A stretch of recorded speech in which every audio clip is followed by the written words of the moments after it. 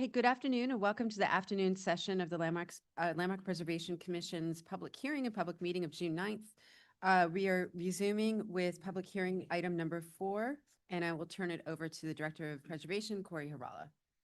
Thank you. Public hearing item number 4 is LPC 26-08859, an application for a certificate of appropriateness in the Borough of Brooklyn, Block 1676, Lot 29.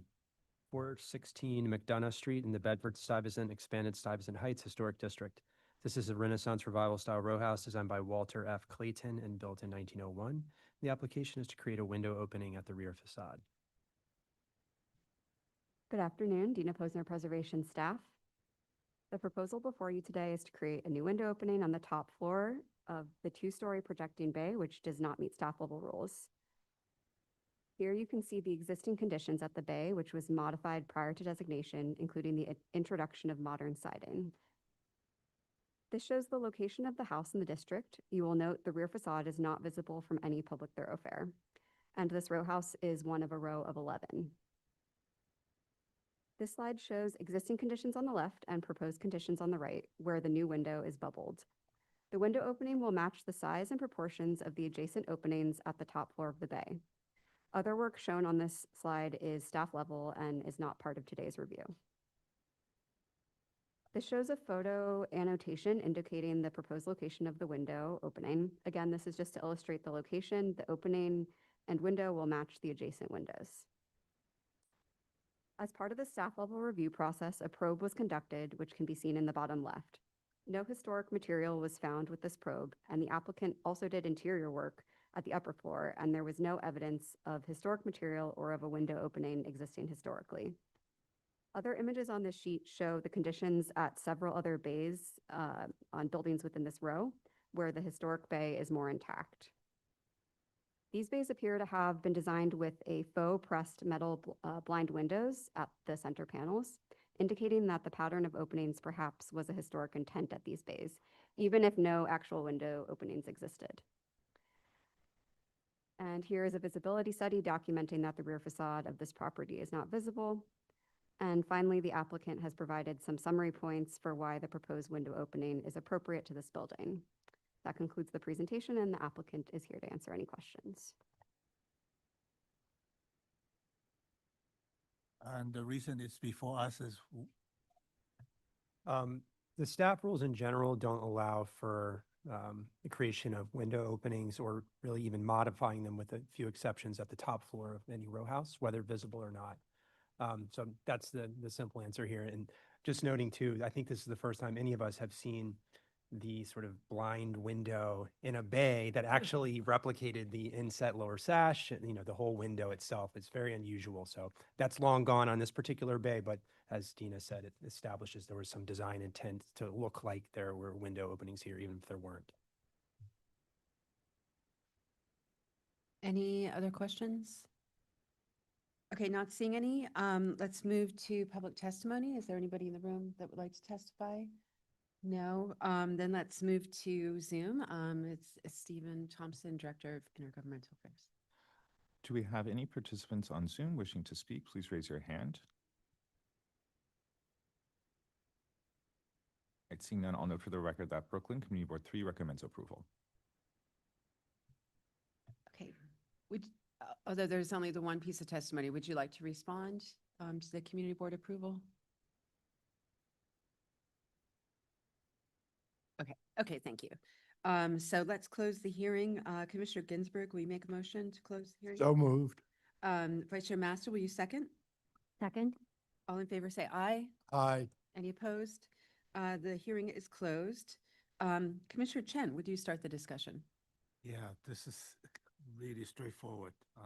Based on the evidence that the staff has submitted, I see nothing wrong with this being appropriate. Does anybody have anything they would like to add to that? Okay, not seeing that. Commissioner Chen, would you read the motion? In the matter of LPC 26-08859, 416 MacDonough Street, Bedford-Stuyvesant Expanded Stuyvesant Height Historic District. The application is to create a window opening at the rear facade noting the building style, scale, materials, and details among the features that contribute to the near architectural historic character of the New Bedford-Stuyvesant expanded Stuyvesant Heights Historic District. I recommend approval, finding that the proposed window opening at the rear facade will not be visible from a public thoroughfare, that the existing projecting bay at the rear of the building has been modified, including the installation of modern siding. Therefore, the creation of a window opening will not damage or eliminate any significant architectural features, that the size of the opening will be in keeping with other openings in the rear facade, including 2 existing window openings at the top floor of the bay at each side of the proposed opening, that the creation of this opening will be in keeping with the historic intent at other bays with historic blind windows within this row, including the top floor, that the proposed work will not detract from the special architectural and historic character of the building or the Bedford-Stuyvesant expanded Stuyvesant Heights Historic District. Okay, thank you. Commissioner Aquimba, could you second, please? Second. And John, could you call the vote? Chair Savage, Aye. Vice Chair Master, Aye. Commissioner Chen, Aye. Commissioner Chu, Aye. Commissioner Ginsburg. Aye. Commissioner Goldblum, Commissioner Quimby. Aye. Commissioner Jefferson. Aye. 8 in favor, none opposed, the motion passes. Okay, that's approved. Thank you very much. So let's move to the next item. Next item is public hearing item number 5, LPC 26-10512, an application for a certificate of appropriateness in the Borough of Manhattan, Block 487, Lot 29, 144 Spring Street in the Soho Cast Iron Historic District. This is currently a vacant lot. The application is to construct a new building.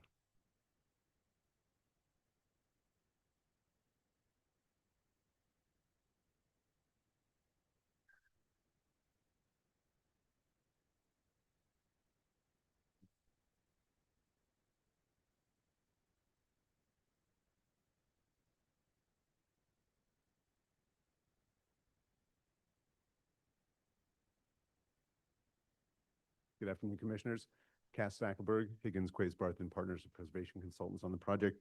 I'll be making the presentation today along with David Kubik, partner at BKSK Architects. The project site that we are talking about today is this vacant lot on the southwest corner of Spring and Worcester Street. The lot measures 20 feet wide on Spring Street and 80 feet long on along Worcester Street. It's located in the Soho Cast Iron Historic District, which was designated in 1973. You can see the site here, this long, narrow lot here highlighted in green, and then the district map with the building located centrally in the district. From the photograph, I think it's also worth noting just sort of the range in scales and geometries. You've got a 5-story store and loft building here to the south, and then an enlarged federal-style row house, 2, and then added a 3rd story. There's sort of varying scales and varying geometries as well on the site. And the proposal that we're sharing with you today is really to construct a new 2-story commercial building.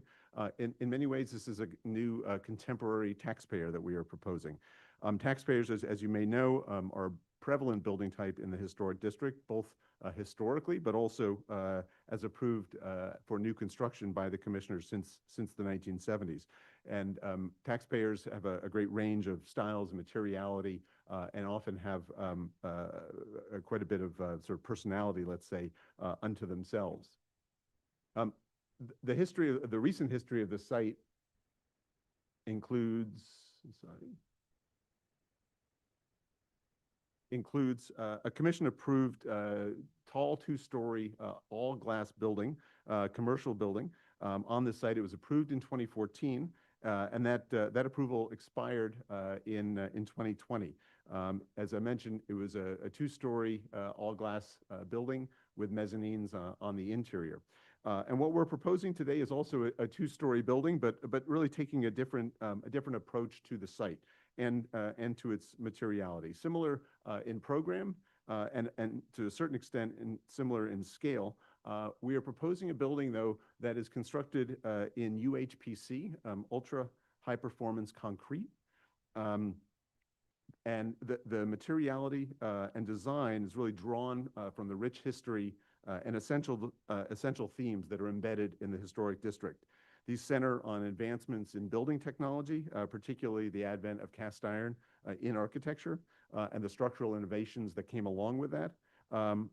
With cast iron architecture, the idea of prefabrication and on-site assembly, the casting process, which allowed for ornament to be integrated directly into the structure, and the integration of daylighting within architecture, which was so key to the history of industry, manufacturing, and commerce that was key to the development of the district. And we think the rhythm, scale, and textures of our proposal engage with the site and the historic surroundings in a meaningful way, and we think will be a real enhancement for the historic district. Looking at the site has been vacant for more than 80 years. There are small buildings along Spring Street. This was a line of original federal-style houses dating to the late 18 teens, and the building at the corner, as I mentioned, was demolished in the 1940s. Looking at the intersection itself, so that's the southwest corner. This is the northwest corner, directly to the north. Again, another federal-style house from 1818 here on the corner of Spring and Worcester on the northwest corner. And on the right of this slide, a commission-approved extension built in glass and metal from 2010.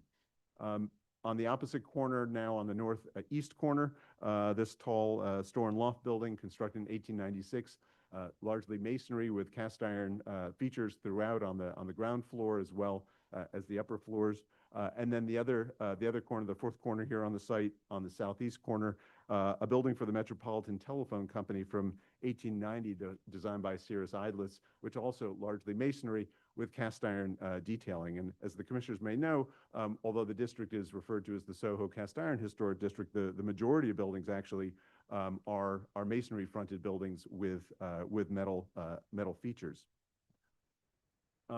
Two tax photos of the site. So this is the building as it appeared in 1940 on the site at the corner of Spring and Worcester Street, looking southwest, and then along Worcester Street, the building had an extension down to the end of the lot. The building was demolished in 1943, and interestingly, in 1943 there was a new building application filed for a two-story building on this site. Obviously not built, and the site rather has been vacant since that time. Two historic maps that we think are helpful to sort of understand the evolution of the district and this sort of change in scale, but also significantly the change in building material and technology. So the map on the top is from 1862. You can see the project site here highlighted in black, and this line of federal-style houses on the sort of bookending this block on Spring and Broome. And in the center, as early as the 1860s, Lorillard's snuff manufacturing. So this idea that by the 1860s, there was this introduction of industry within this sort of fine-grained context of federal-style houses. What had been really a residential neighborhood is beginning to change into a more industrial neighborhood. And then by 1911, the map on the bottom, you still have this small-scale frontage on the north side of the block, but that's begun to change on the south side. And then, of course, at the center of the block are these much larger 5- and 6-story loft buildings that span from West Broadway through to Worcester, really embracing the new technology of steel frame construction and, of course, cast iron architecture. Of course, cast iron architecture is in large part synonymous with Daniel Badger, and this on the left is a cover of Badger's Architectural Ironworks catalog from 1865. And Badger was a blacksmith, an inventor, an entrepreneur, and also a salesman. And he used his catalog not just to provide architects with component parts to design cast iron buildings, but it was a promotional piece to advance this new building technology. And in the catalog itself, he has these highlights of sort of the values of cast iron: strength, facility of erection, architectural beauty, and economy.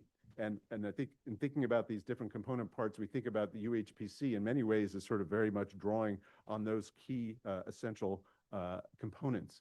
The image on the right is from the catalog. This is the Howat building on the northeast corner of Broadway and Broome, an individual landmark from 1965 and also, of course, included in the district.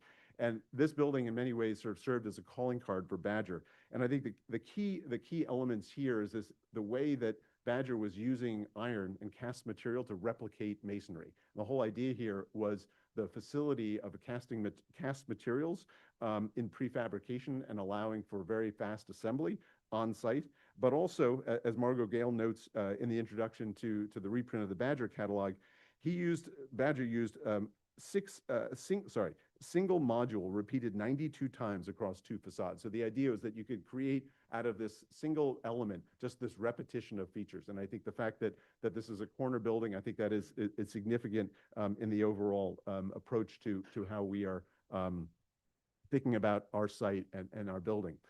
The image on the left is a section drawing from Badger's catalog, and it was this sort of vision of everything out of cast iron. So the sidewalks, the platforms, the facades, everything was cast iron. But really, I think the key thing about this illustration is this idea of sort of enhancing productivity. And these buildings obviously were being constructed in the period of increased industrialization, and the idea of light transmission from the outside down to these lower levels to produce sort of productive spaces. But of course, as you can see in the image on the right, and this is the vault lights out in front of the Puck building, not only did light during the day sort of transmit from outside into the basement levels, and this is artificial lighting, but even in the 19th century with kerosene and open flames, there was light emanating from below up through these vault lights. And then the image on the right is a sort of the next technology in vault light development and cast iron, or rather in structural innovation, which was the integration of concrete and glass vault lights. So this idea that that same light transmission could be done with cast iron and glass, but ultimately could also be done in contemporary materials like concrete. So turning back to the district, the commission, of course, has embraced contemporary interpretations of architecture and the new technologies that came with cast iron. These are 3 of we could have chosen many examples, but we think 3 sort of the really quality designs of new buildings in the district. And in these approvals, which range from the 1990s up until the 20-teens, sort of showing an illustration not just of metal and glass architecture, but the middle image is a building that was approved by the commission, but not constructed, where it was going to be clad entirely in this UHPC material. It was a very fine, dense concrete. It took ornamentation. It had incised decoration, and this was part of an overall development for a 6-story residential building.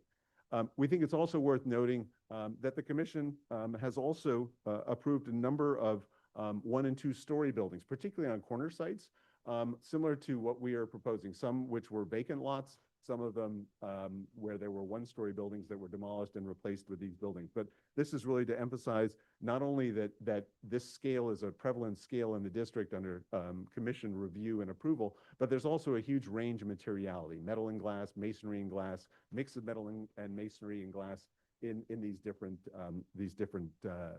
corner sites. And then finally, I think significant to note that taxpayers in these sort of 2-story scales was also a prevalent feature historically in this district. So in the 1930s, 20s and 30s, and a bit in the 40s, there were the development of many 2-story buildings throughout the district, garage buildings, but also commercial buildings, as seen in these images. And left to right, masonry fronted building on Broadway, metal and glass a few blocks to the north on Broadway, and then on the right on Spring Street, at 126 Spring Street, a decorative textured masonry, brick masonry with large-scale show windows. And we think these examples sort of illustrate the sort of range, both historically and under commission review, of this sort of the vitality that comes in this district, not just from 5- and 6-story loft buildings, but also some of these smaller buildings on corner sites.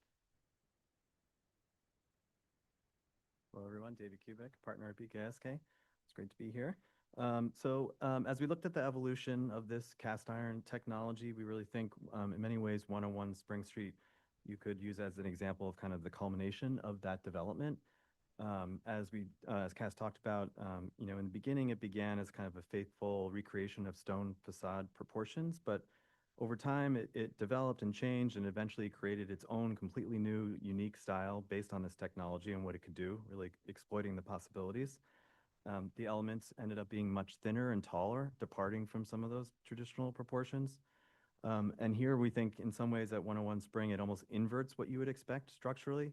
You see the thinnest and tallest columns on the ground floor and the shortest and widest columns on the top floor. The cast iron material also allowed for very sculptural and detailed designs. In some cases, that's just simply patterns and relief on the solid elements, but also in other cases, there would be transparent or perforated grills and balustrades with intricate patterns that allowed the light transmission, as Cass started to talk about. So we believe that UHPC today, in many ways, is a material that allows for similar innovation as cast iron did in the late 19th century. UHPC is, as noted, is very strong, and it's a cast material, providing the same design opportunities. It can be the main structure of the building, but also accept a fine-grained level of relief and detail like cast iron. These are a few examples of how UHPC is being used in projects, including the recently completed Obama Center. Those letters are of UHPC. BKSK approved project here on the right, an approved hotel at East 16th Street, and then a performance shelter at Queens Botanical Garden, lower middle is a project we're working on as well, where again, that UHPC material is the structure and the finished surface. There's nothing inside there. That's all the monolithic UHPC material.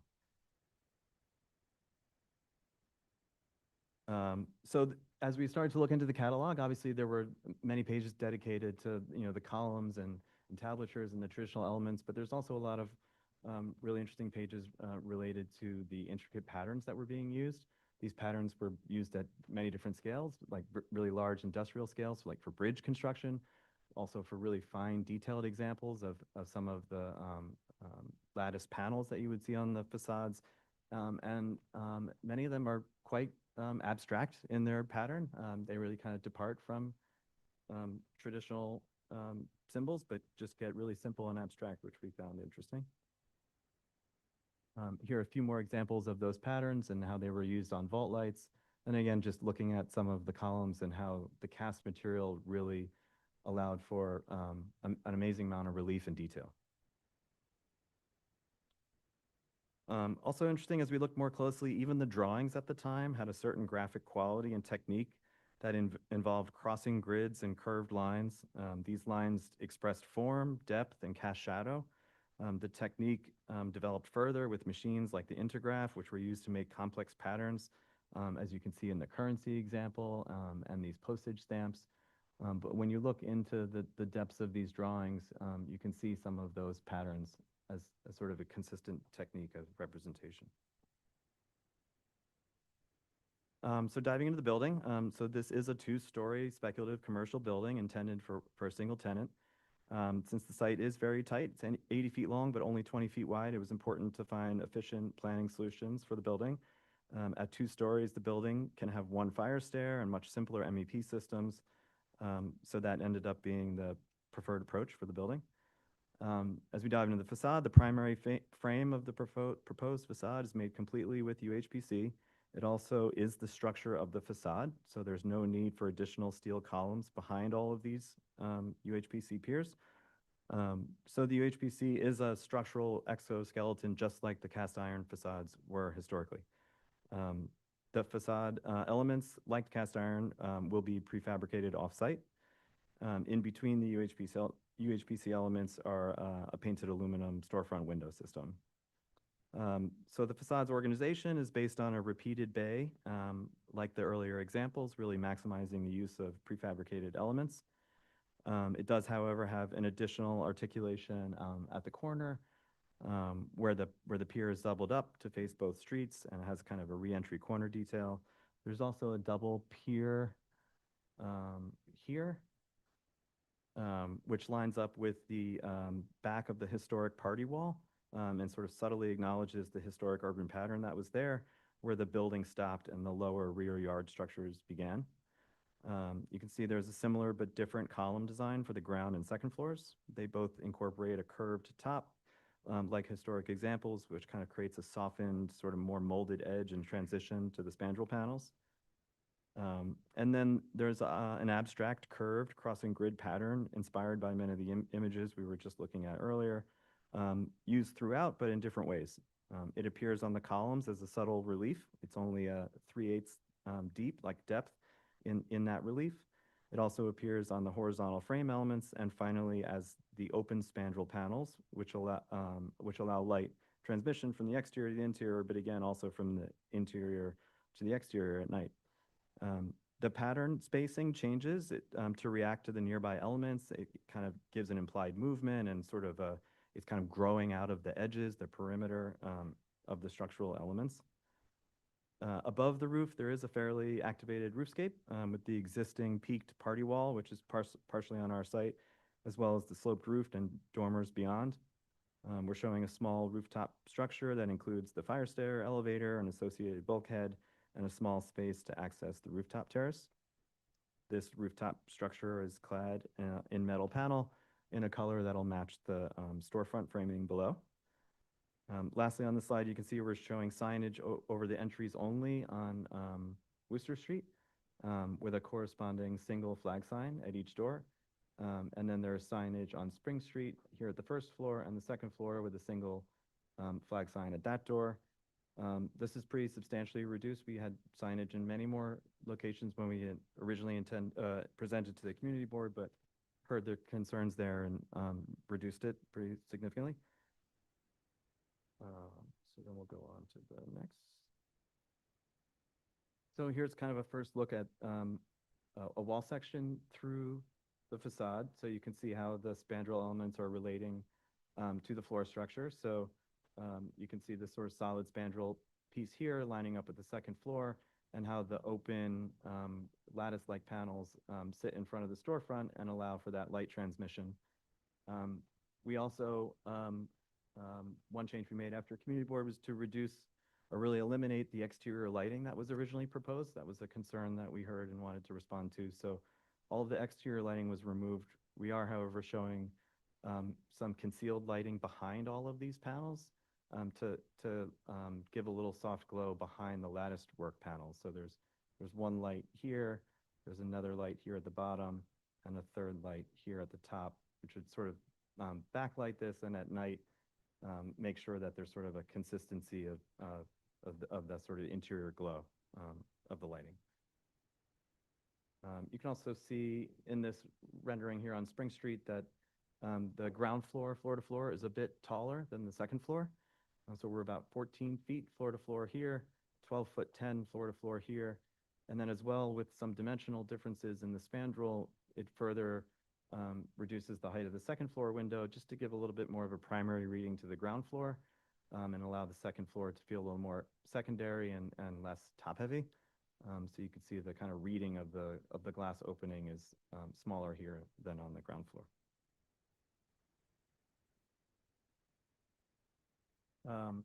And then so here looking at some other examples of the kind of patterned grills that you would find on the facade. In some of these examples at 101 Spring or 139 Spring, you can still even see the original window sash that would have been there to allow the light to come through. At 488 Broadway, you can see the historic baluster panels that would happen just at the bottom of the windows. So really interesting examples, really great creative abstract patterns, and even here at 561 Broadway, some open grill lattice-like patterns. Looking at colors throughout the district, it's quite varied. Sometimes you'll see approaches that just use a single color on all of the elements, sometimes two colors, but really not more than that. All of the colors tend to be, or many of them tend to be kind of a neutral gray color with a hint of green or blue. So that was something that we thought was pretty prevalent in the district and could be appropriate for our building. And again, we admired 101 Spring Street very much, looking at that gray with again a little hint of greenish blue hint. So what we have today in terms of samples is this physical sample on screen, which Cass has and can pass around, is the actual UHPC material. One of its qualities as compared to normal concrete is that it has very fine aggregate and it's much more dense as a material than traditional concrete. So it has this kind of very nice consistent velvety texture to it with, just fine aggregates in it. So you can sort of see the color range that we're trying to achieve, both looking at 101 Spring and the proposed rendering. And then there's also a metal finish, a sort of light bronze tone that would be used for the perimeter storefront frame, the solid signage panel, as well as the rooftop structure. Here's just another line drawing of the Spring Street elevation to just appreciate the pattern a little bit better. And again, I think you can read the sort of scale differences that we're trying to introduce between the first floor and second floor, and to compare the wall section when it's cut through the window versus through a solid. Again, these columns really are the primary structure for the facade at the edge of this building. So we get a really clean appearance as you look through the glass. There's not another element behind it. And the UHPC allows us to kind of express this in a very simple, pure way. You can see at the top, the open lattice panel becomes the parapet to serve as the guardrail on the rooftop terrace. And then as we spoke about, this is a prefabricated product, just like the cast iron. So these panels in red just suggest where the seams are. So one advantage is that because these things are quite large and prefabricated, there's very few joints. We would just have joints on either side of the column, and then the spandrel panel would fit in between. Everything gets bolted together. It is the structure, so things are quite tight and are not designed to move. It's really acting like structure. And then here in front is a mock-up, which is at half scale, to just give you an idea of the quality of the depth and how you can achieve the pattern at a subtle relief or completely transparent at the spandrels. Just zooming in a little bit more on that detail, you can see how the storefront will be quite simple and framed from slab to slab, and then the UHPC elements are in front, again, as like a structural exoskeleton passing in front.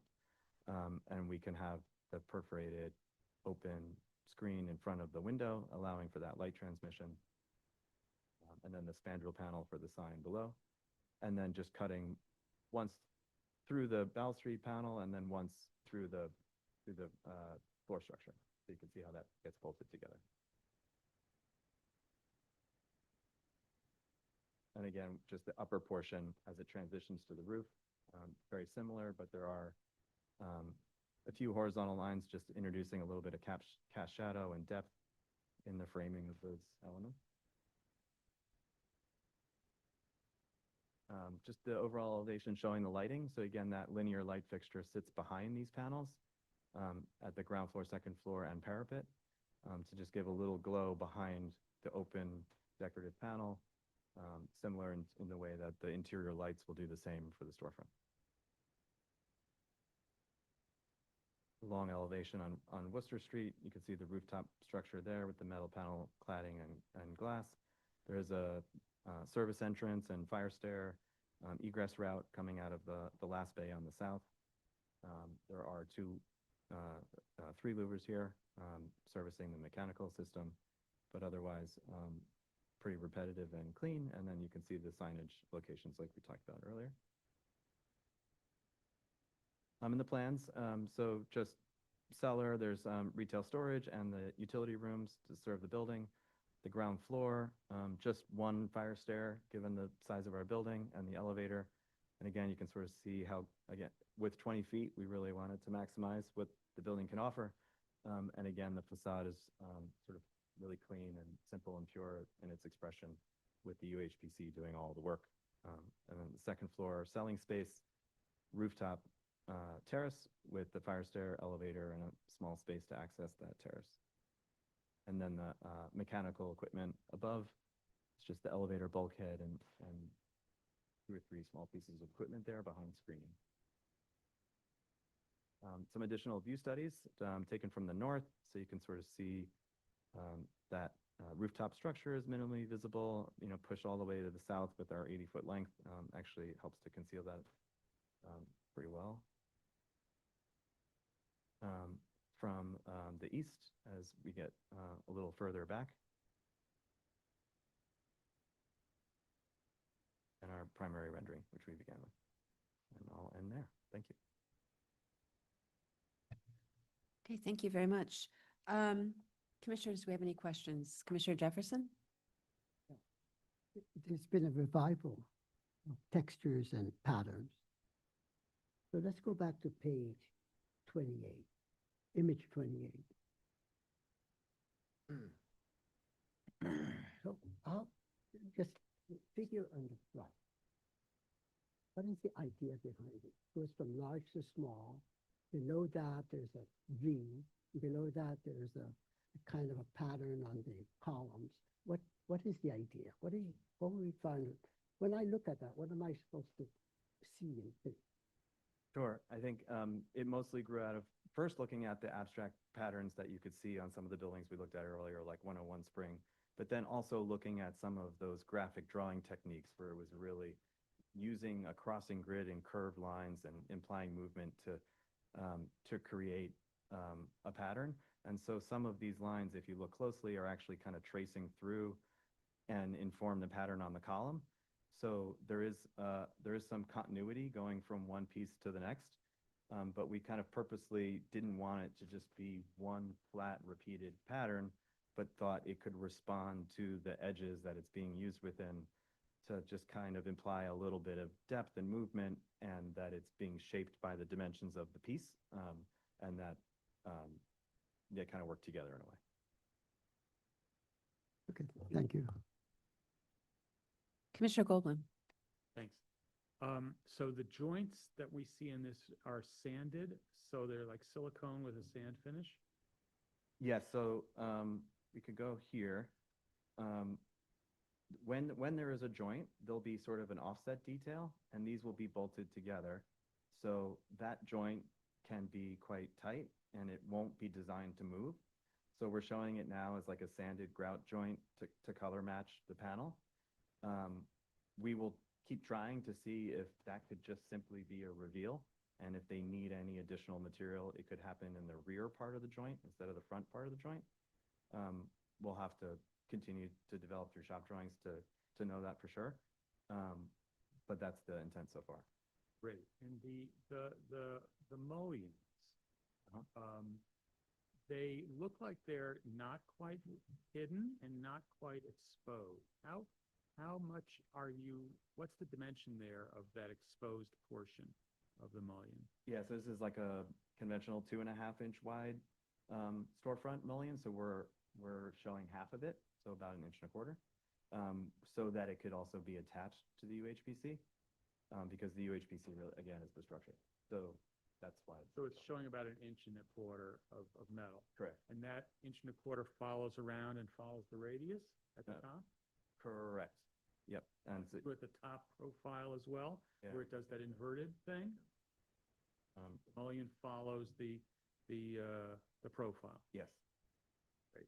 And then it goes across at the top of the signage as well. It's exposed. And then there's a little piece of it under the signage as well. It's all the same 1.25. Yeah, the only one that might be 2.5 is the one between the signage and the glass. Got it. All right, so tell me, what's the rationale for the color of the bulkhead, and why does the bulkhead need to be as tall as it is? Sure. The color, we thought we wanted to pick something lighter and a little more neutral. Sorry, I'm struggling to figure out which way I should go. Here we go. Something a lighter and more neutral that sort of blended in with the sort of mixed masonry tones that were here, and we didn't want it to feel like a visual extension of this in any way, just to look more utilitarian rooftop structure. In terms of its height, these glass doors are kind of a standard 8-foot tall door, so we're not trying to be excessively tall, but just sort of a normal height for that, and allow for, you know, a roof slab and a super minimal parapet there. So. Okay, thank you. Commissioner Chu? Yeah, you'd find ways, is that mechanical equipment on top of the bulkhead? The rooftop penthouse? Is there an option where that could have been on the main roof and not on top of the penthouse? Perhaps we didn't look at that. It is such a small rooftop. We were trying to preserve it, as that accessory recreational space, for the people who work here, but. Yeah, the middle piece is the elevator bulkhead. That unfortunately does need to be there, right? There's no way to relocate that. So it's just the two screen elements, and we're happy to at least get it all to kind of line up neat and tidy there. But I suppose. And the bulkhead of the elevator overrun is flush with the massing of the penthouse? Correct. Set back, No, this is the same surface. all the same face? Yeah. And just out of curiosity, what's up there that would have all the storefront glazing up there? It's actually quite a, it looks big, but hold on a second. 33. Okay. Yeah, thank you. Right. So the fire stair comes up and the elevator comes up, and then there's just this one little accessory indoor space that's kind of a, flexible space for the people to use, maybe perhaps like a little pantry goes in there, or just a few tables and chairs. And then that leads you out to the terrace. So the elevator is not flush with the face, it is set back. Yeah, I think we would be using that for, some access to the roof, bring out either piping or. Back to your rendering, it doesn't seem consistent. Oh, it is. It's set back. For the rendering.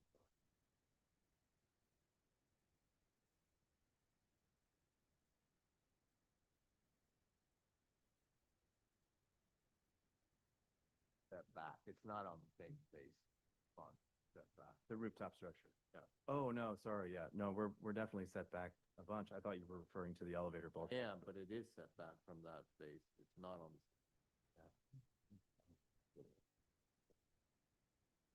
It is It's set set back, back. sorry. Okay. My apologies. Thank you.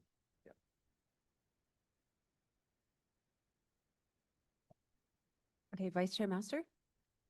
Yeah, I have a couple questions. You said that there's a single tenant for the entire building. Is that a retail use? Correct, that's the Okay. intended use. Thank you. And then I know that on, I guess this is Spring Street, you said that the ground floor is like about 2 feet taller than the upper floor. Is that similar for the Worcester Street side? Yes, all the floor to floor heights are Okay. the same throughout. Okay. And then in terms of the bays, are they regularized? Are they all the same width? They are all the same width. I can't remember if, I don't think we didn't have to at the end of the day. Yeah, they're all the same width. Yeah. Okay. And then my final question is, I know I saw something on the Worcester side that had signage on each bay up on the second floor and the first floor. Is that the intention to put 6 signs on? That is what we had presented to community board, but we heard their concerns and we're willing to pull back on that. So what we're showing you today is what, we're proposing, which shows the signage here on the lower first floor only, over this door and over that door. We removed it from the second floor. And then did you remove it from the Worcester side as It's, well? it's removed from the Worcester side. The second floor signs are still on the Spring Street side only. I'm sorry, so you said that there's no signage on this side, or? Because right now I see 6. These 3. Right, This, and then these 6. so 6. Okay, thank you. Any other questions, commissioners? Okay, not seeing any. Let's move to testimony. Is there anybody in the room? Oh, yes. Bonnie Lynn, you may go to the podium.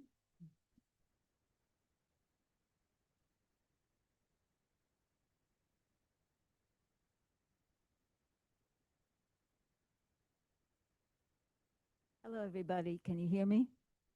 All right. I've been living in Soho for 45 years. I'm an artist photographer, and so I'm very much aware of the aesthetics of the world around me. I find this building to be violating the principle of less is more. I find it to be overly decorated with all the lattice work around and the little carvings on all the columns.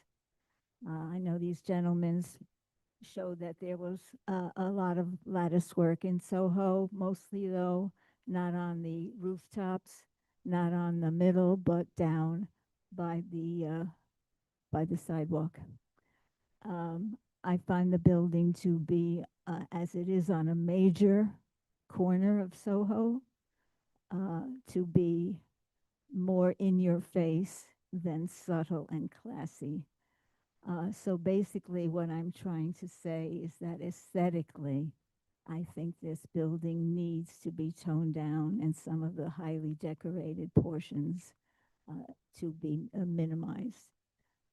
Basically, that's my point of view on this matter. Thanks a lot. Okay. Thank you very much for your statement. And is there anybody else in the room? Not seeing anybody, let's move to Zoom testimony. Stephen? Participants on Zoom wishing to speak, please use the raise hand function. When your name is called, you'll be promoted to panelist, after which we ask you to unmute yourself, state your name for the record, and you'll have 3 minutes to speak. The first speaker is Historic Districts Council.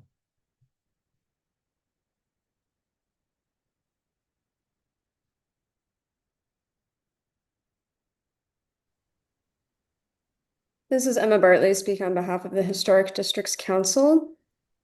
HDC largely supports this project. We appreciate the effort to design a contextual infill building for this long vacant site. The building's rhythm, texture, and overall composition suggest a thoughtful engagement with the architectural character of Soho. HDC did, however, have some difficulty assessing the appropriateness of the proposed UHPC material, as the success of the design depends heavily on the quality and execution of its ornamental detailing.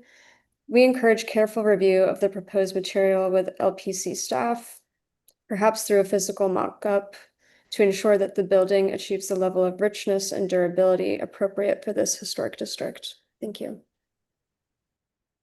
The next speaker is John Graham.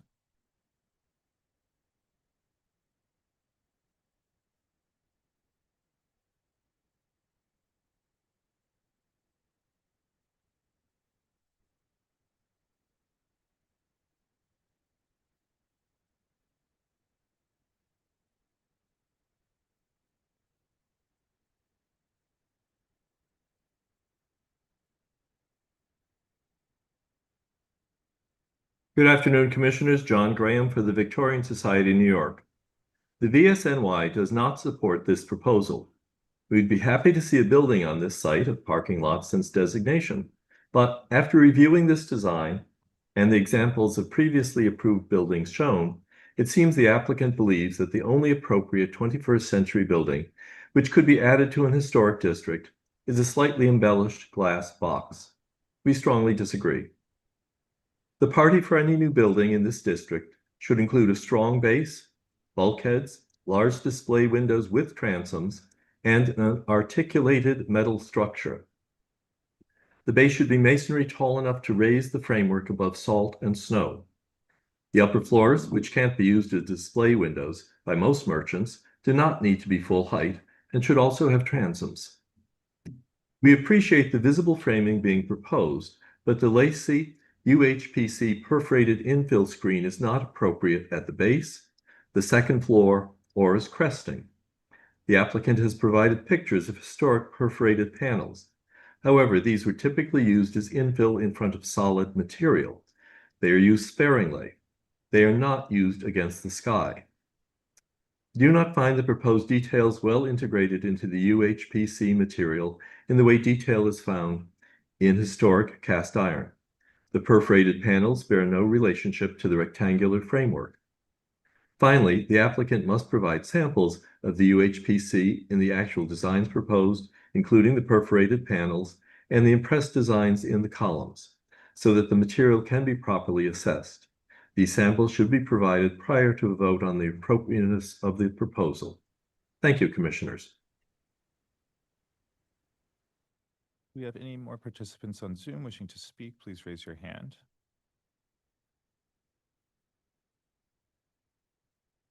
Right. Seeing none, I'll note for the record that Manhattan Community Board 2 recommends that the cast concrete structural elements have greater weight, detailing, and lighter color, varying the width of the bays, that there be a terminal element where the sides of the building meets existing structures, that the spandrels have a less decorative design, that the rooftop guard railing design be simpler and set back, and that the design reference nearby storefronts and establish a hierarchy and layering of those elements.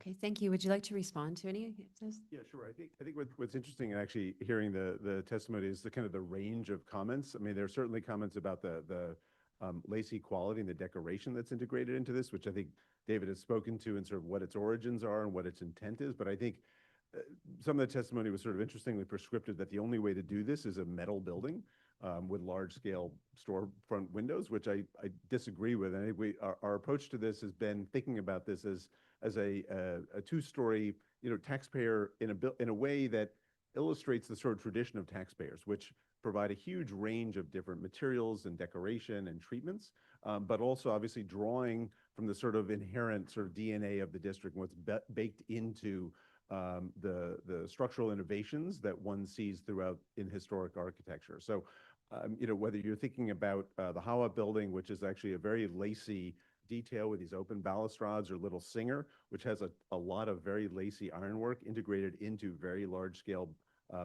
glazed openings. This notion that this is merely sort of a perforated skin over a glass box, I think that's sort of what cast iron architecture was all about. It was about sort of adding a skin to these very glazed structures. If you look at 101 Spring Street, that's really what this is. It's a very lightweight, lacy structure that is intended to maximize daylighting for manufacturing of goods. That's sort of like, that's what this district is about. I think this notion that these perforated panels on the base of the building are incorrectly applied because historically these were solid panels is incorrect. Historically at the base, those were open glazed windows that allowed daylighting actually to the lower level of these buildings. So I think there's a little bit of a misunderstanding of the sort of history that's going on here. I'd also say that with taxpayer design at a two-story scale, there can be a bit more sort of whimsy and energy as opposed to these very large grand buildings that the commission has seen and have been developed obviously in the 19th century, 5-6-story buildings. These two-story buildings, whether they were developed historically or through commission review, have a huge range of material, color, detail, texture. And we think that this building in its small scale on this block that, while it is prominent, is very much sort of baked into the sort of core of the district, is appropriate because it envelops all these different ideas and themes that are prevalent in the district, both historically and as has been supported and enhanced by commission review. So I'll leave it at that. Okay, thank you. Commissioners, any final questions? Commissioner Goldblum? Yeah, just a technical one about the material. How does it respond to staining and other environmental risks?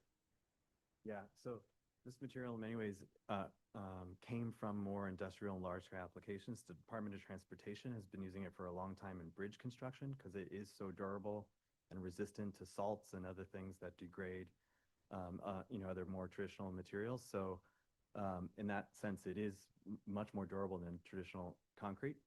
And so again, it's been used a lot in that application, and it's starting to make its way over into architecture. But you wouldn't expect any fluorescence or chemical interactions that would discolor it. Commissioner Chen. And just out of curiosity, so the fact that the joints, does that suggest the material has very little coefficient of expansion? right, because it's the structure, every piece gets bolted together, whereas a lot of times in cladding, you have to let the cladding move and you have sealant joints. We don't need to do that. It's actually the opposite.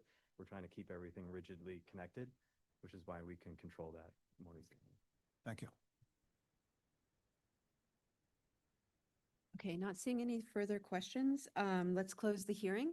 Commissioner Goldblum, will you make a motion to close the hearing? Commissioner Jefferson, will you second? So second. All in favor, say aye. Any opposed? So the hearing is closed. Commissioner Chu, will you start the discussion? Yeah, sure. I think this is a very interesting project. using a contemporary material and building process on the exterior. UHPC, I'm pretty familiar with.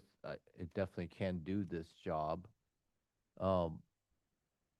I think you're trying something very different here, and so I'm trying to decipher the different characters that you've put into your proposal. It's definitely a unique approach to something that you're trying to refer back to a cast iron aesthetic. What I find, my reactions to the aesthetic, at least, I don't mind the openness and the glaziness of it in this location. I think it's appropriate. We've actually approved several buildings, similar contemporary buildings on corners, very glassy. As a reference to the cast iron, because this isn't a glass box, which is, I guess the previous approval was just a glass box. This has layers to it. The decorative aspect, which has been commented on in this, is assuming also UHPC. So it has an interesting, almost two-dimensional cutout character to me. And I'm wondering if that's because it reminds me of almost a New Orleans cast iron building, which is very decorative balconies and lightweight sort of play work on the facade. And I always portrayed or thought the characteristics of New York City cast irons is a little more muscular, a little more substantial in depth. And so this feels more lightweight than I'm accustomed to seeing here. I don't think that's inappropriate. I think that what I'm trying to figure out is there some confusion in terms of the elements of the facade, that cast irons are beautiful because they have hierarchy. And it makes me wonder whether you're more of a screen-like element is too thick or it's too deep. When I look at your mock-up, it's quite deep, and it has a heaviness that takes it into a structural world almost. And it's also UHPC, the same material. That coupled with the fact that the structure is minimized, UHPC is very strong and can get minimal sizes like this. I think that this project has promise. I do think it needs some adjusting, though, and I do think hierarchy is a part of it. I'd like to be able to read a little bit of a difference that might give it a greater sense of richness and less of sort of the immediate two-dimensional cutout field that I'm reading right now. I don't mind the proportions. I think it's about the level of detail. It's a very light structure. There's very little enclosure except for glass here. And so those elements start to get analyzed and critiqued very quickly because I'm only looking at those elements. The upper portion, I questioned the penthouse. I wonder if it just draws too much attention to itself. When we have large buildings that have penthouses, you don't see them so much because they're high up. In this case, it's quite low. It's just on the top of a two-story structure. So I don't really want to look at it. And I'm wondering whether it's just a little too busy. And I also wonder whether or not having it a different color is helpful in this sense, because this is such a singular design that I feel like it feels like you added something weird after the fact. I think the signage is also interesting, but I feel like it's oddly cramped. It needs more space. I feel like it gets confused. So there are a few proportional issues that I'm looking at right now that those, I guess they're not shadow boxes because they're probably solids. But they feel too tight, like they're squeezed up into that archway. Yeah, I think that overall, I like the concept. I like the effort. I think there's something here, but those are my immediate comments, that there are some issues with proportion, and the reference back to the cast iron, I think, may want to be a little bit more articulated between structural elements and screen-like elements. Commissioner Jefferson? So this is essentially an exoskeleton, and the exoskeleton and the context it's at the corner. So you have this exoskeleton, which is very strong. I don't think it's weak. I think it's strong. And I'm wondering, is it the right building for the corner? That's A. And would it be better if it was in the center of the block? But this is where it is.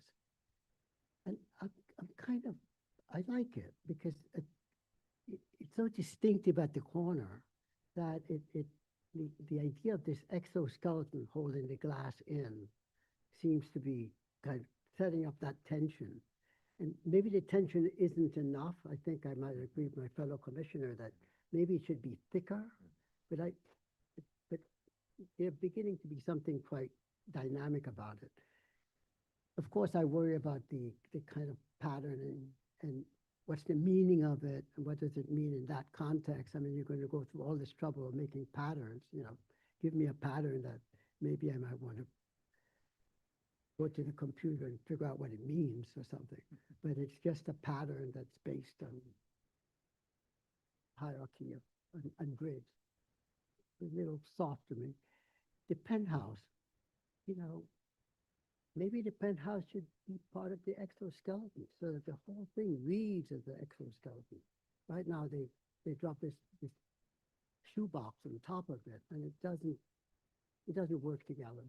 So continuing the same pattern on the penthouse, make that a complete unity, makes it a composition, it holds together.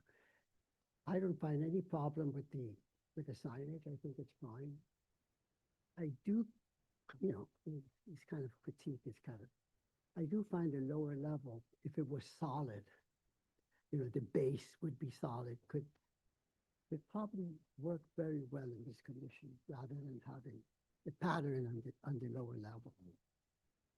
Yeah, but just a solid pattern, and then everything starts to shift as it goes down. But as a whole, I think it's a good beginning. Commissioner Goldblum? Thank you. Very interesting. I agree with a lot of my fellow commissioners' comments. Here we have a material that's emulating cast iron that was emulating masonry. And in each case, the step from the original to the emulation involved an aesthetic transmutation or modification, right? I mean, the change from masonry to cast iron involved repetition and greater openness. Here, as Stephen noted, the use of a cementitious product to create a kind of quasi-metallic filigree has led to a thickness that I think is I agree with him that it looks odd and blocky. And I think the reason that is because the antecedent is the wrong one. I think instead of looking to emulate steel straps or iron strapping with a masonry, the applicant should think about Gothic tracery. Gothic tracery is a masonry product that aspires to a laciness and filigree level that this does. And the difference between what they're showing and what I'm referring to is really the profile at the front. I think that Stephen's comment, which I totally agree with about the kind of thickness and blockiness and schematic quality of the cutouts, relates to the fact not only of their dimension, cross, and depth, but to the flatness of the face. I think if, by the same token, with the same technology, if you were to profile the face into a V or into something else, you would lighten its appearance, give it more dimension, less of a kind of schematic quality, and more specificity, more appropriateness to the material that it is finding itself made of. I agree with. I thought what Everardo said about the base. I don't feel the need of the base to be solid, but I do think that the base would benefit from having something of a vestigial solid bottom, like a bulkhead, as we call it here, to it. I think that it need not be any thicker than the posts or than the spandrel between the first and the second floors, the second and the top. But I think something of a plinth would benefit the building. It kind of now feels a little bit cut off, even within its own terms.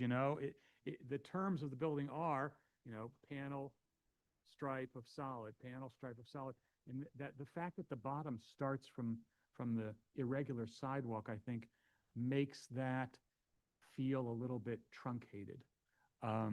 Not to mention that having a bulkhead is rather traditional in this district.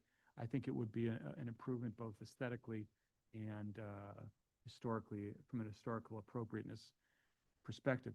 I think that the doubling up of that pier at what was a historical line is something that no one will ever discern, and will just look like a mistake, or like maybe there's a plumbing riser behind it or something. I think that it should be reconsidered. I agree with Stephen on the signage exactly. My solution was to tighten up the letters and make them a little bit smaller so that there was a little more border space around it. I'm also very skeptical that you'll find a tenant who can accept a letter that is non-illuminated. So I think that if that is a consideration that a future tenant may have, that let's bite the bullet and take care of it now. And I also agree with both of my predecessors about the bulkhead. I think it's too big, too fussy, not right. They've suggested approaches that I think were totally acceptable, but I certainly think it can come down in height. I certainly think it should be quieter in its aesthetic, whether it blends with the facade or recedes more. I think that it should be much more simple, deferential to the overall volume. Okay, thank you. Vice Chair Master? Yeah, I agree with a lot of the comments that the commissioners who spoke before me said. The reason I had asked about the height of the first floor versus the second floor and the width of each of the bays is because it just seems very regularized to me, and that is giving me some problems. I don't know what the solution might be. I know that Everardo had said perhaps, a solid base, but I don't know what the solution is, but there is a repetitiveness about it that is bothering me. In terms of the rooftop addition, I agree with a lot of the comments. I don't know what the solution is, but it does kind of stick out, unusually so. I mean, I don't think it's necessarily the volume of it, but for some reason it looks very much out of place. So I'm sure you'll be able to find a way to either minimize the volume, the height, or do something from an aesthetic perspective. In terms of the sign band, I agree with Stephen. It looks odd. The proportions are a little off. Perhaps it needs to be widened, or perhaps the letters have to be smaller. And then on the, I think, Spring Street side, I don't think you need even though I'm a huge proponent of signs, I don't think you need 6 signs on the bays. I think that would be excess, given that you have one tenant. Yeah, so those are my comments. Okay, thank you. Commissioner Ginsburg? So I basically like this and find it appropriate. My fellow commissioners have a number of suggestions that might improve it, but I could in general prove it as now. I think the big concern I have is the bulkhead. First of all, potentially looking at the mechanical down to the roof to lessen the height, the mass, and we now have the screening requirement that makes the mechanical bigger than it is. The color, I think, but the color might be better in the same color as the rest of the facade. It would be nice possibly to make it out of the same material, but I don't think critical. I think the signage probably needs work, but it would not surprise me that once there is a tenant, that the tenant would come in with whatever their signage is. So it'd be nice for you to come in with something, but I think there's a good chance whatever you come in with will then get changed once there's a tenant. But I could, besides the bulkhead, approve this as is. Okay, thank you. Commissioner Chen? Very interesting comment. I think the approach to tackling this based on a cast iron vocabulary makes it an interesting dialogue. I agree with many of the comments that my colleague had made. Obviously, there's something that I hope the applicant can refine on the base. I think both Commissioner Chu and Michael Goldblum and all made the similar comments. I think I won't play designer here, so I do not know. But I think in terms of the bulkhead, I think, you know, I'm wondering whether the color is the issue, and so I would leave for them to refine and study how best to. To me, the thing that stood out is actually the adjoining building with that triangular shape. That stood out to me much stronger than anything else. But maybe that's a distraction. But it's interesting. I think this is a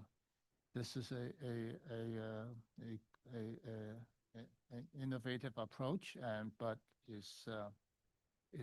but the choice of material is different, and so therefore in this case, I think a number of comments that the commissioner made are valid, and so let them restudy a little bit. Okay, thank you. Commissioner Kwame?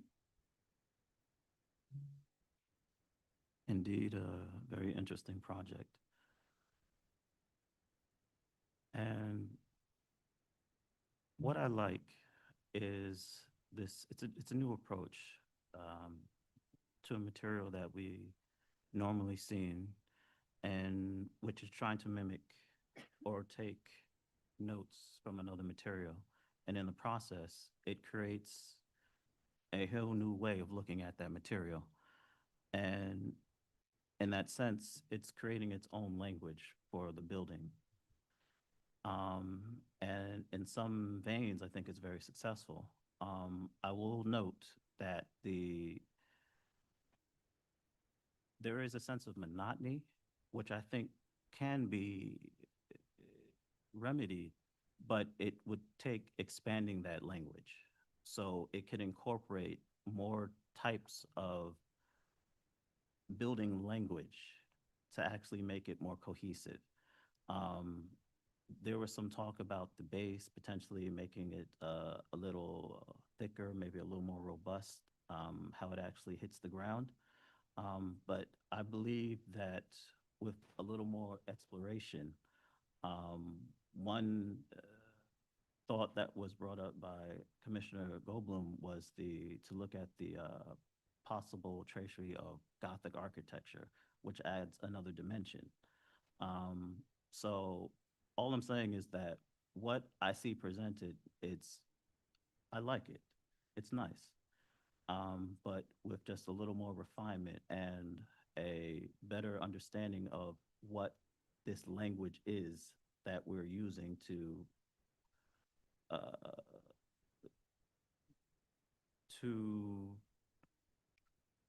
make the statement that you want can be refined a bit.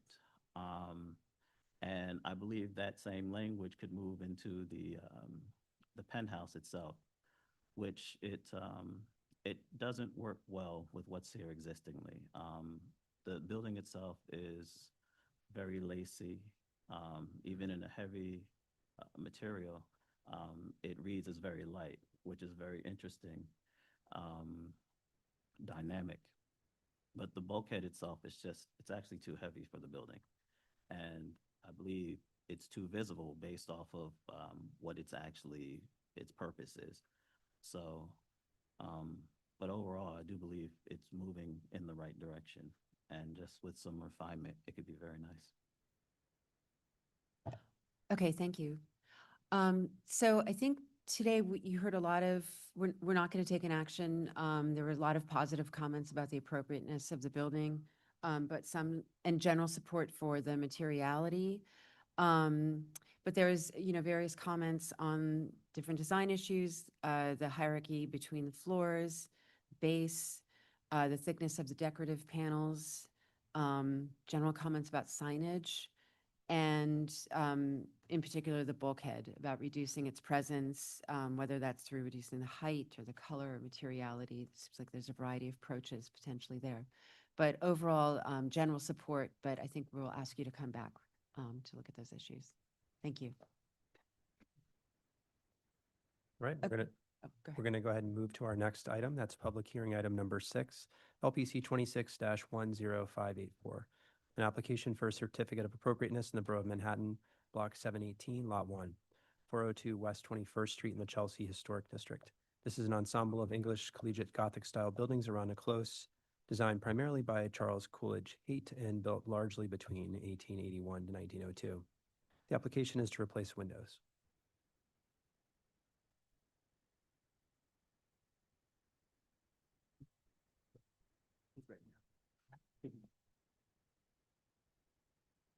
Should they team up? Yeah, or you can go first. What's easiest? Okay. Okay. Okay. Great. Hello, Commissioners. Good to see you, and thank you for your time today. I'm Nate Rogers, a partner at Fireblue Nobel Architects and Planners, and we were last year in December for a number of site and accessibility improvements. We're back today to talk about the replacement of 1/1 windows, plus a few transoms, all within existing openings on just one of the 13 campus buildings at Vanderbilt, New York City. To frame the application, the proposed window configuration will be a simulated double hung with a fixed upper sash and a casement lower sash for cleaning and maintenance. The upper and lower sashes will be offset, so very much a simulated double hung with the upper sash outboard and a simulated meeting rail to maintain that double hung look. The primary reason for the window approach that we're bringing to you is the significantly superior energy efficiency that we're getting out of a casement versus single or double hung sash configurations, and I'll get more into that. Because the specified windows we're proposing does not have a tilt function or a hopper function, the application is outside the guidelines for staff level approval, hence the formal application. The staff level approval guidelines require both tilt and turn action.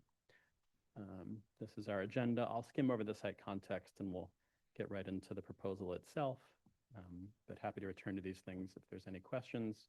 So here we are in the block between 9th and 10th Avenues, 20th and 21st Streets, and the building in question is Sherrod Hall, which is shown in blue. Here is the map of the Chelsea Historic District. The buildings that have become Vanderbilt, New York City are shown in yellow, and Sherrod Hall, the building we're looking at today, is in blue. And you get the theme. The building is in blue. Here it is in that run of 12 historic buildings along 21st Street. Here's the site plan. All the buildings in the gray tone are Vanderbilt, New York City, and you can see Sherrod there in blue. It's not the oldest building on the block, nor the original building of the seminary, but it is the first building of the 20-year campaign designed by Charles Coolidge Haight, which really transformed the appearance of the seminary from the 1880s to about 1903. And here are the designation details. We do note in the 1970 designation report for the Chelsea Historic District a specific note that the commission understood the need, that there would be a need for the seminary to evolve as the years go on. Some more historic photos, and there you can see how Sherrod falls into the original Charles Coolidge Haight master plan for the campus. He designed 16 buildings, of which 13 are still extant. And we'll get into the window replacement.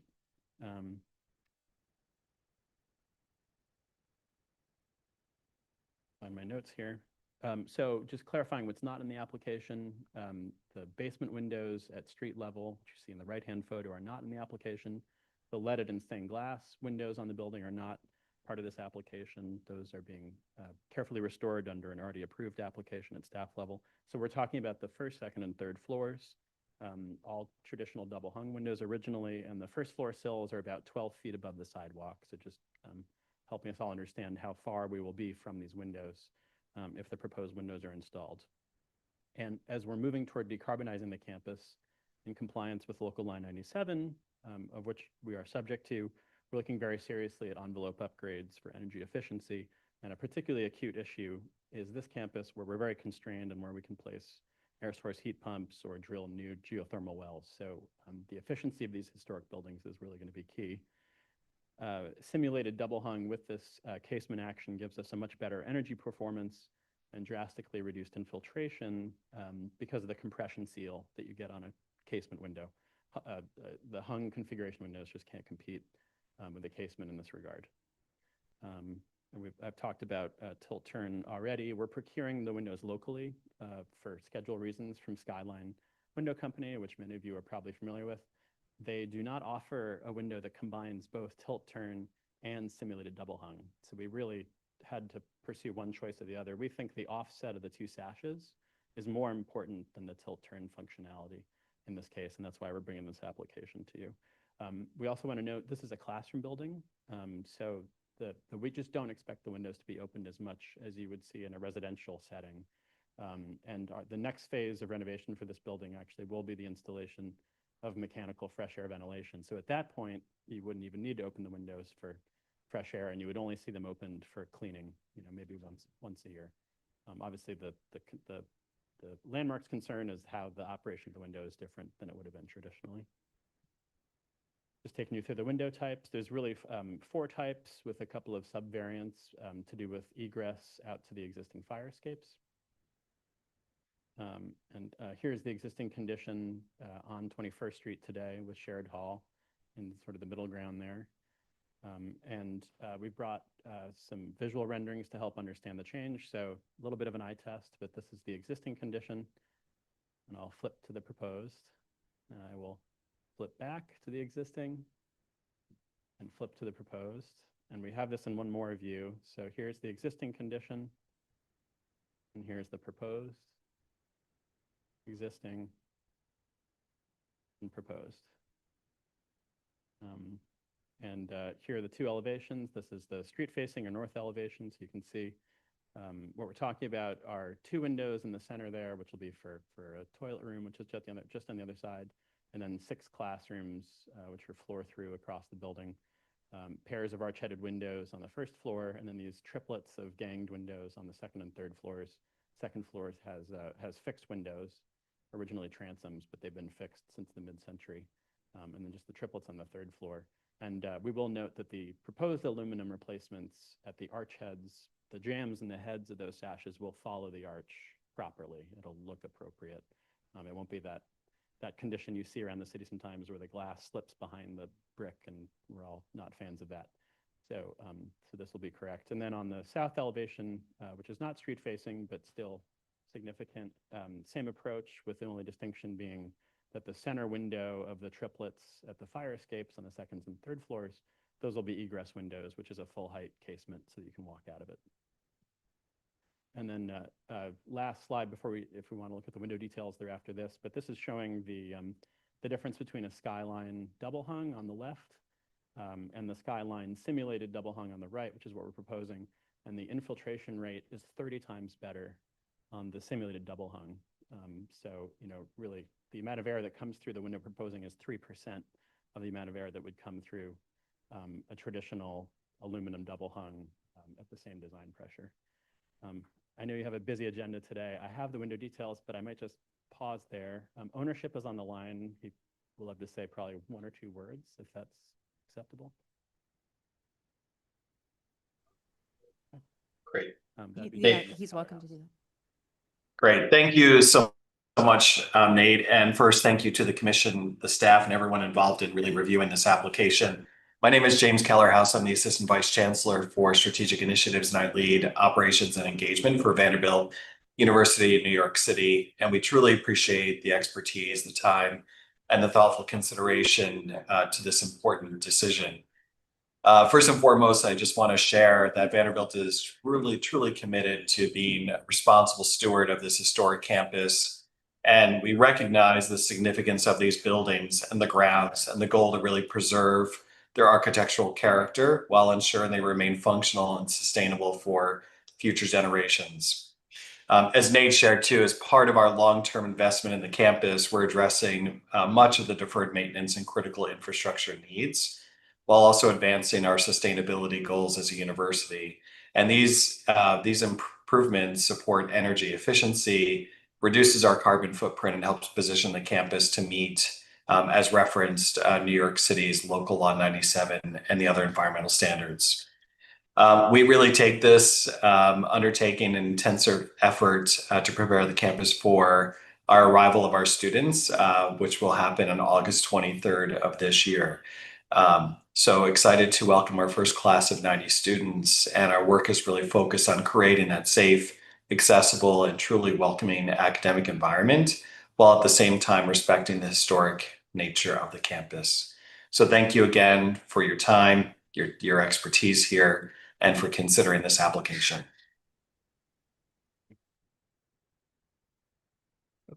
Would you mind going ahead a couple of slides? I just want to have the section up there. I want to just note, because we looked at a very similar application last week. This is fine, thank you.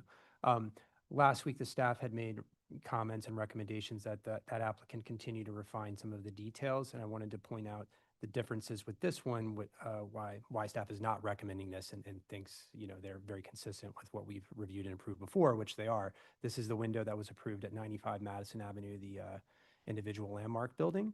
And you can see that that inset lower sash is tucked up a little bit more behind the outer meeting rail, so you don't have as much thickness in the midsection of the window.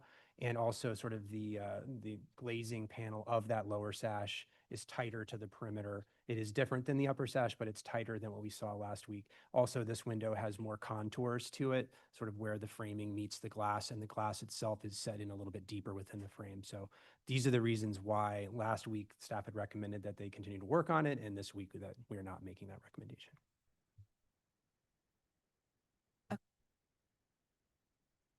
Oops, Commissioners, do you have any questions?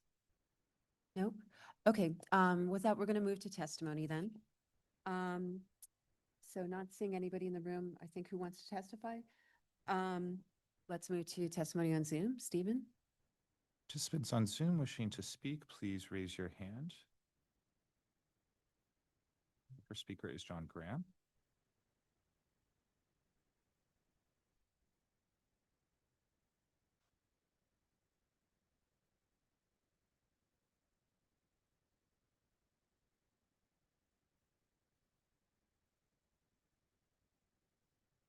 Good afternoon, Commissioners. John Graham for the Victorian Society in New York. The Victorian Society does not support this application to replace what appear to be historic 1/1 double-hung windows with a hybrid window. As we've noted before, we believe that if windows cannot be repaired, replacement windows should match in terms of configuration, operation, materials, details, and finish. We also do not believe the possible energy savings provided after the existing windows are destroyed and hauled away, and after the proposed windows are manufactured, delivered, and installed, is in keeping with the preservation mandate of the LPC. Restoration and weather stripping, along with the use of interior storm windows, should be considered for energy savings as a first step before replacements are proposed. Finally, we must note that the applicant hasn't provided close-up pictures of the historic windows. The sections show them as wood, which would have a painted finish. We must also note that the large third-floor Gothic window and the other special leaded glass windows are noted as not in the scope of the application. They are not drawn with these historic details in either the existing or proposed elevations and perspective drawings. Are there plans to restore these special historic windows? Thank you, Commissioners. Thank you. Anyone else on Zoom wishing to speak, please raise your hand. Seeing none, I'll note for the record that Manhattan Community Board 4 recommends approval. Okay, would you like to respond to any of the testimony? Very briefly, the existing windows are in very poor condition and they are not original to the building. and the leaded glass restoration has already been approved at staff level under a separate application. Thank you. Great, thank you. Commissioners, any last questions? Okay, so let's close the hearing. Vice Chair Master, will you make a motion to close the hearing? So moved. Commissioner Ginsburg, would you second? All in favor, say aye. Aye. Any opposed? Okay, the hearing is closed. Commissioner Ginsburg, would you start the discussion? Yeah, I think this is relatively simple. I want to flag because it's not surprising, but somewhat mind-blowing that the infiltration of these simulated double hung are 20 times better than a double hung. And people often think about energy efficiency and the R value and U value, but air changes are as important, because if you have too many air changes, you've got too much air that you're heating in the winter and cooling in the summer. And so given the goals, given that they've worked to make this, I find these windows appropriate and the change in function appropriate, balancing, meeting energy efficiency with a historic design, and that the existing windows are in bad shape. So I can find this appropriate. Okay, Commissioner Chen? Yeah, and I also want to thank Corey for that additional explanation. Commissioner Quembe?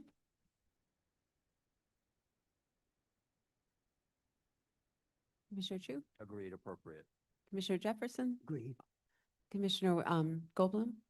Yeah, I agree, and I do want to echo what we said, what I said at last time. I do think there are places where we should consider preservation of existing historic windows, but since these are not original windows, I think that this is an appropriate placement. I do think that, you know, if this is in fact going to be the new normal, right? If this is what people are going to do on a regular basis, we should think about having the staff level. You know, the objection used to be that the operation was different, it's going to look different, it's going to look weird. If we no longer care about that, or if that's no longer an issue, or if that issue, whether we care about it or not, has been overstepped by the environmental realities, then we should just make this staff level thing. And Once the profiles are right. and that is our current plan, actually. And Vice Chair Master? Yeah, I agree. I just also wanted to say thank you to Vanderbilt for lovingly restoring, and it looks like you really are paying a lot of attention to kind of restoring, you know, the windows, the leaded glass windows and all that. And it's wonderful to have somebody who really cares and is putting it back to what it should be. Commissioner Ginsburg, it looks like, will you read the motion? Yes, with pleasure. And I would just also add, I appreciate that you're doing real arched windows. Though that makes a difference. With regards to LPC 26-10584, 402 West 21st Street, Chelsea Historic District. An ensemble of English collegiate Gothic style buildings around a close designed primarily by Charles Coleridge Haight and built largely between 1881 and 1902. Application is to replace window. I note that the building style, scale, material, and details are among the features that contribute to the special architectural and historic character of the Chelsea Historic District. I further note that the building is a component of the General Theological Seminary complex, which historically extended an entire city block between West 20th and 21st Street and 9th and 10th Avenues within the Chelsea Historic District. I recommend approval, finding that the 1:1 configuration of the proposed windows will match the historic windows, and the fixed upper sash will be in a different plane from the lower sash, closely replicating the appearance of the historic double-hung sash, and the change in operation of the lower sash to casement will only be perceptible when the sash is open. That the profiles and finish of the metal windows and wood molding will approximate the historic wood windows. That the limited installation of full casement windows at select at section locations will provide access to the fire escape baskets as needed to satisfy code, and the proposed work will not detract from the special architectural and historic character of the buildings or the Chelsea Historic District. Okay, Commissioner Goldblum, will you second? Chair Kasavage, Vice Chair Master, Aye. Commissioner Chen, Aye. Commissioner Chu, Aye. Commissioner Ginsburg, Aye. Commissioner Goldblum, Commissioner Quimby, Aye. 7 in favor, none opposed, the motion passes. Great, that's approved. Thank you very much. We'll move to public hearing item number 7, LPC 26-03094, an application for a certificate of appropriateness in the Borough of Manhattan, Block 857, Lot 76, 245 Fifth Avenue in the Madison Square North Historic District. This is a neo-Gothic style commercial store and loft building designed by George F. Pelham and built in 1926 to 27. The application is to install a marquee, awnings, and light fixtures and replace doors.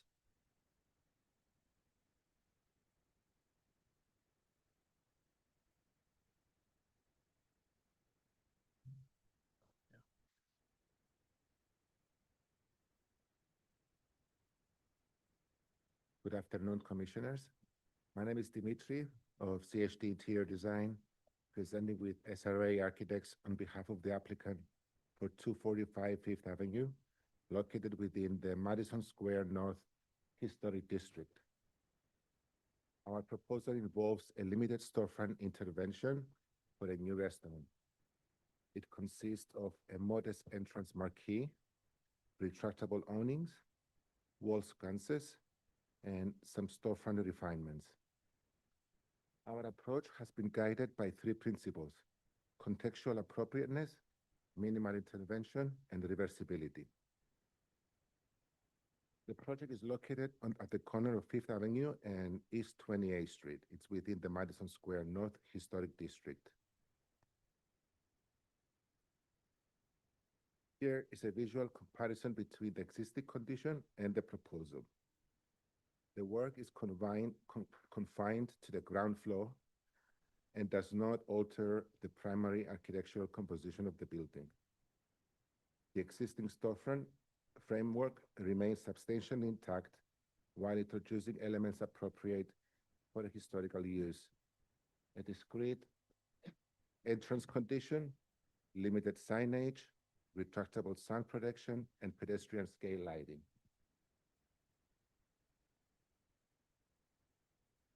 All our proposed signage is non-illuminated and is code compliant and significantly below the allowable zoning thresholds.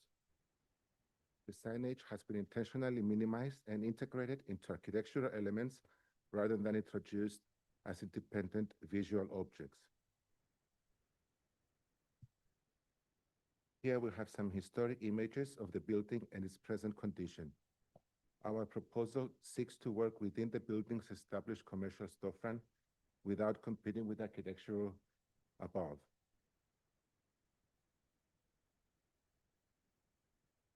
The President study was assembled to demonstrate that the proposed elements are not foreign interventions, but are consistent with the nearby district conditions. For the marquee, we identified comparable marquee conditions both within the same historic district and on the immediate surrounding blocks. These examples demonstrate that modest projecting entrance elements already exist within the contextual vocabulary of the neighborhood. For the awnings, our proposed awnings are fully retractable, allowing them to maintain a minimal visual presence when not deployed. We identified contextual examples of retractable awnings installed on commercial storefronts with similar vertical proportions and double height openings. Functionally, they provide limited weather and solar protection while remaining subordinate to the facade. The sconces, the picture above, the lighting strategy draws from nearby examples where repetitive vertical lighting elements reinforce the rhythm of storefront piers. The sconces provide pedestrian scale illumination without overwhelming the facade. We have pictures of existing conditions and specific proposed installation locations. Special care has been taken regarding attachment methodology. Where penetrations occur, installations are coordinated with existing mortar joints to minimize impact to stone surfaces.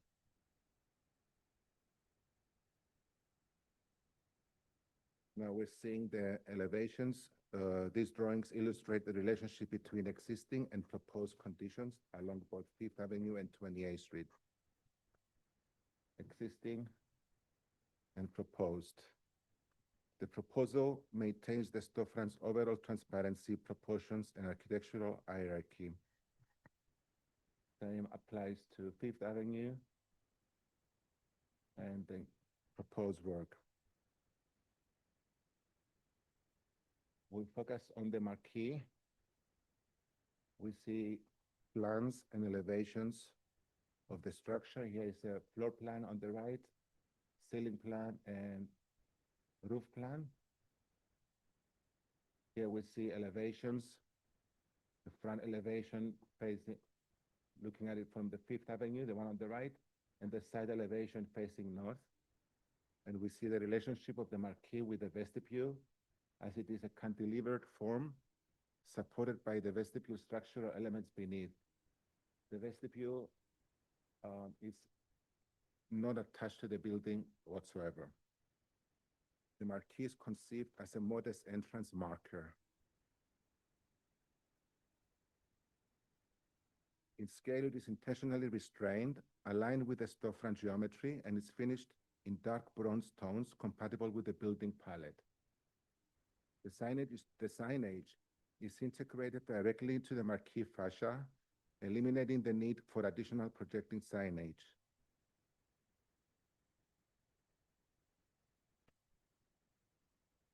This is a closer detail of how the letters are mounted to the marquee, and also the lighting, how it is externally installed and is concealed so it's not visible to the eye.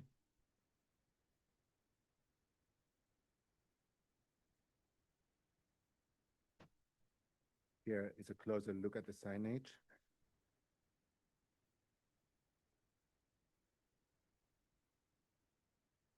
In this slide, we show the storefront, the marquee, I'm sorry, the retractable awnings. The awnings are designed as retractable fabric systems.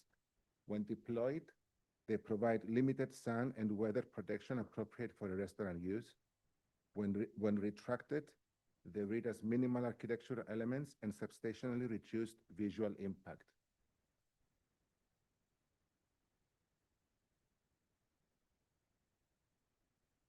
The dark black finish and restrained lettering were selected to minimize visual prominence and maintain compatibility with the facade. For the storefront, we have refinements that are limited to material driven. The proposal maintains transparency while introducing dark bronze and brass accents appropriate for a contemporary hospitality use. This intent is enhancement rather than replacement. The scones installation has been carefully detailed to protect historic material. The mounting occurs through mortar joints rather than stone surfaces, allowing the intervention to remain minimally invasive and reversible. The fixtures are scaled to the storefront piers and provide substantial pedestrian lighting. In summary, the proposal introduces a restrained set of storefront improvements that are contextually supported by neighborhood precedent, limited in scope and reversible in nature, and compatible with the historic commercial character of the building and district. We respectfully request the Commission's approval. Okay, thank you. Commissioner Ginsburg, question? What are the dimensions of the wall sconces? Because they're pictures, but they didn't seem to have any dimensions on them.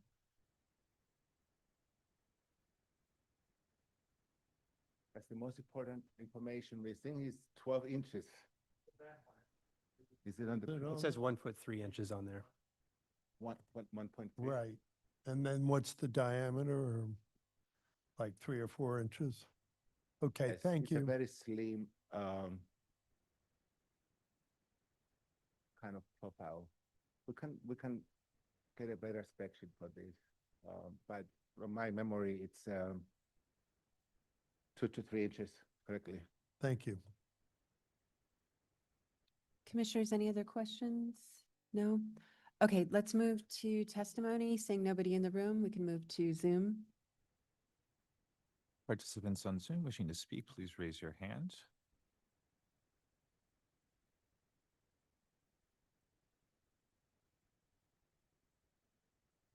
All right, seeing none, I'll note for the record that Manhattan Community Board 5 recommends approval. Okay, would you like to respond to that testimony? Just that Community Board 5 supports. Was there a question that I missed? No, okay. No, you don't have to. Okay, okay, great. Then let's move to,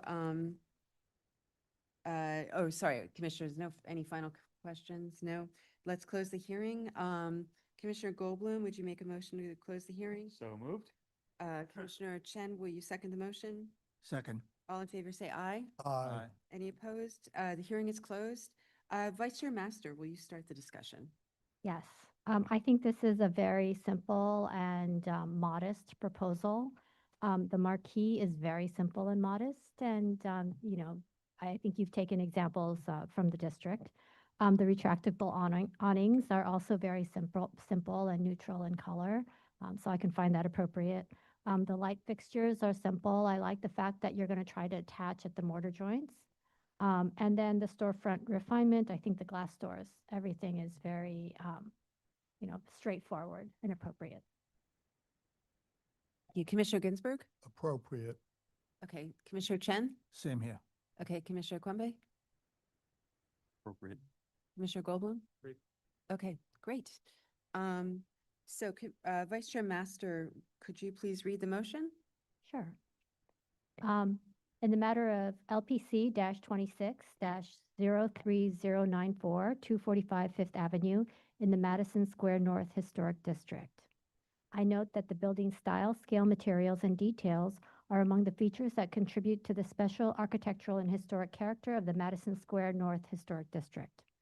I recommend approval, finding that the proposed work will not damage or eliminate any significant architectural features, that the proposed light fixtures are simple in design and will be installed in a uniform manner at all piers with minimal masonry penetrations, resulting in a neutral, uniform appearance. That the proposed marquee will be modest in size and simple in design and finish and will not compete with the main entrance or detract from the composition of the ground floor.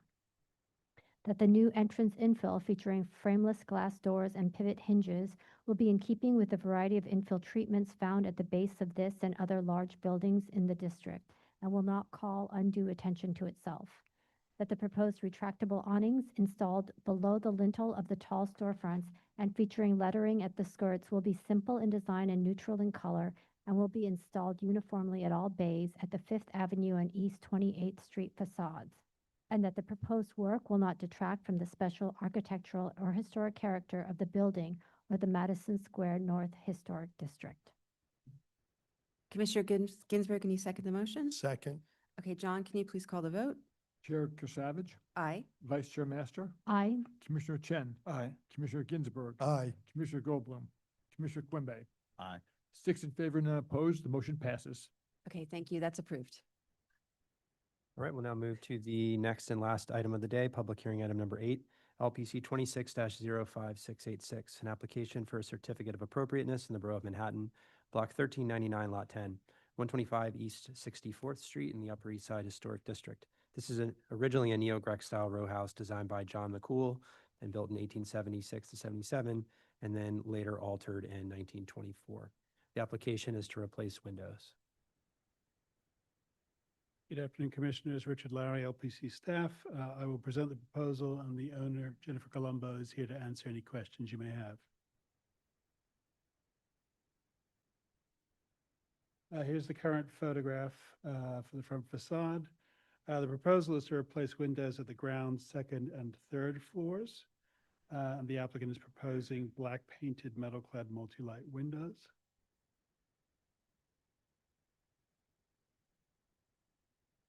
Now here are the designation and the 1940s tax photos.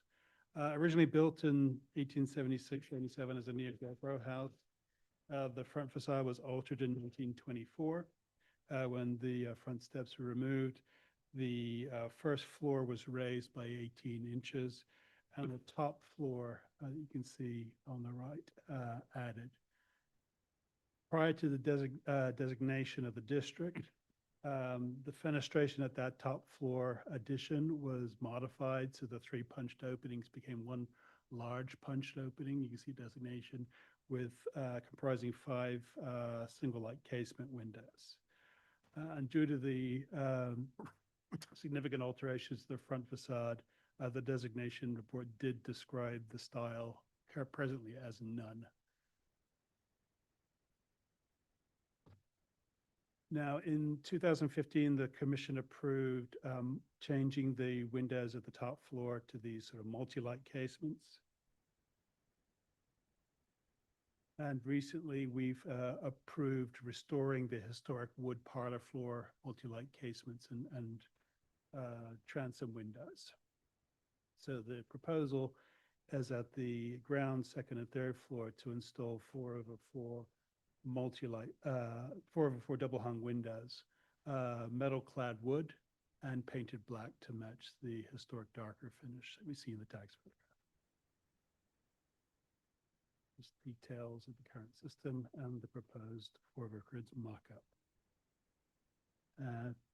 We've got some details of the windows that we can go if you need it. But if there are any other questions, owner is here to answer them. Thank you very much. Okay, thank you. Commissioners, do you have any questions? Okay, not seeing any questions, nor anybody in the audience. Stephen, is there anybody on Zoom? Participants on Zoom wishing to speak, please raise your hand. The first speaker is Historic Districts Council.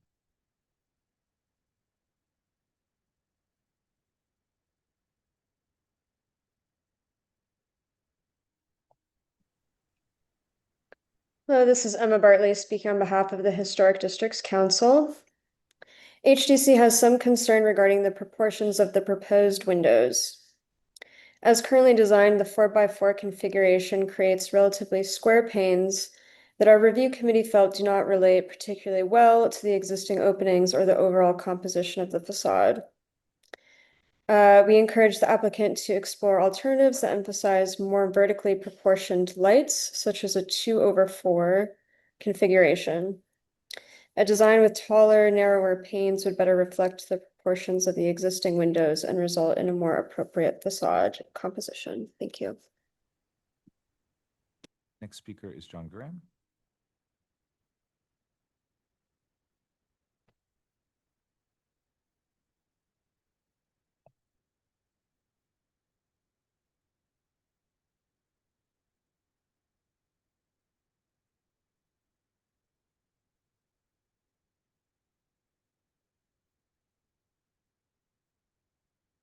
Good afternoon, Commissioners. John Graham for the Victorian Society in New York.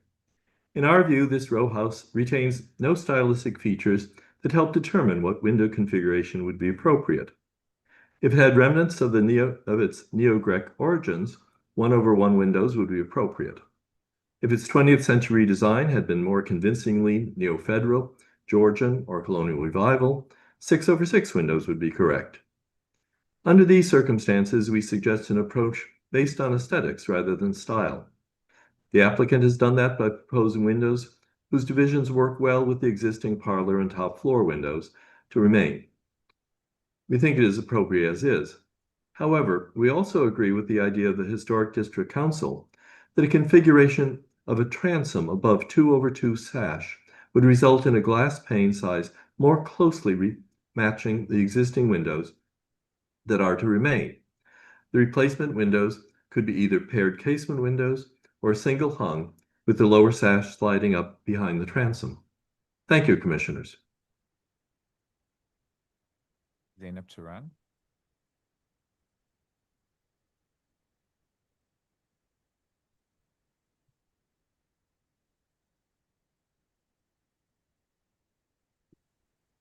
Good afternoon, Commissioners.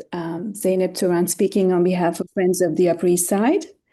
Friends Preservation Committee finds the proposed 4/4 configuration appropriate since the existing windows are not historic, and given the pattern established by the remaining windows at the parlor and top floors, as it would create a more consistent pane size across the facade.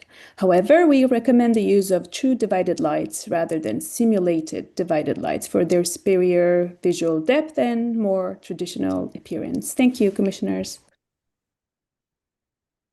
The next speaker is Ashley Rice.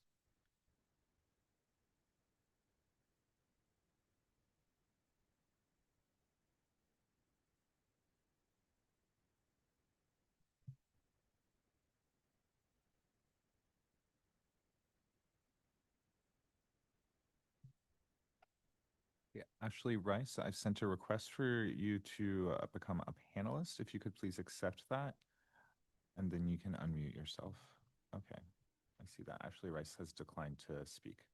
All right, I do not see any other members participating on Zoom who have not already spoken. I'll note for the record that Manhattan Community Board 8 recommends approval. Would you like to respond to any of the testimony? You don't have to, but you're welcome to. No? Okay, great. Corey wants to. Yeah, just wanted to note, the reason Commission is looking at this is two-part. One is, I think has been brought up in testimony, there's really nothing to restore these windows or this facade to because it's been altered in different ways over time. So what's being proposed with the 4/4 configuration was never a configuration that was on these particular windows on this facade, but the applicant's proposing that to sort of unify the condition as it exists today. And then the second part is that as the rules currently stand, because they're doing multi-light windows, that would require wood to be done at staff level, and this application proposes aluminum clad wood. That's another thing that we're looking at for our future rules amendments, but it's those two reasons that we're looking at it today. Great, thank you, Corey. Let's see, let's close the hearing unless there's any other questions. No. Commissioner Goldblum, will you make a motion to close the hearing?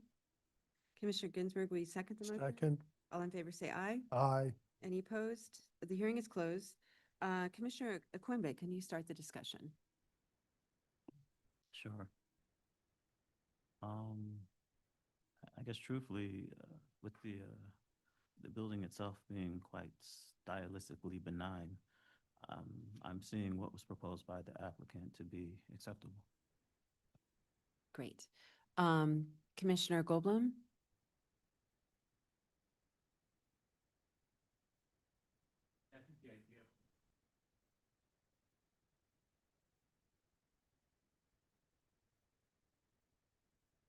Okay, Vice Chair Master? Yeah, I actually like it better because it kind of ties the windows together now. It has a consistent fenestration. Commissioner Ginsburg? Appropriate. Okay, Commissioner Chen? Okay, great. Commissioner Aquimbe, could you read the motion, please?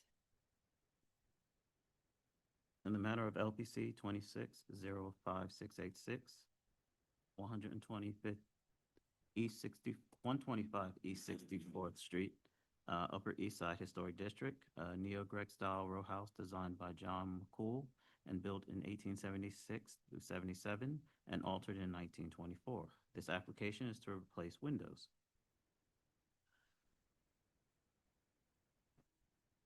I recommend approval, finding that the proposed work will not damage or eliminate any significant architectural features, that the front facade was significantly altered prior to the designation of the historic district, and the proposed multi-light window configuration will bring cohesion to the building's disjointed fenestration, that the proposed 4/4 window configuration at the ground, second, and third floors will harmonize with the remaining historic multi-light paired casement and transom windows at the parlor floor and the commission-approved multi-light window assembly at the top floor, that painting all the windows in a dark finish will further unify the facade fenestration, that the change in material from wood windows to aluminum clad wood windows will not be discriminable from the street, and that the proposed work will not detract from the special architectural or historic character of the building or Upper East Side Historic District. Oh, great. Commissioner Chen, can you second the motion? Second. Okay, thank you. John, could you please read the?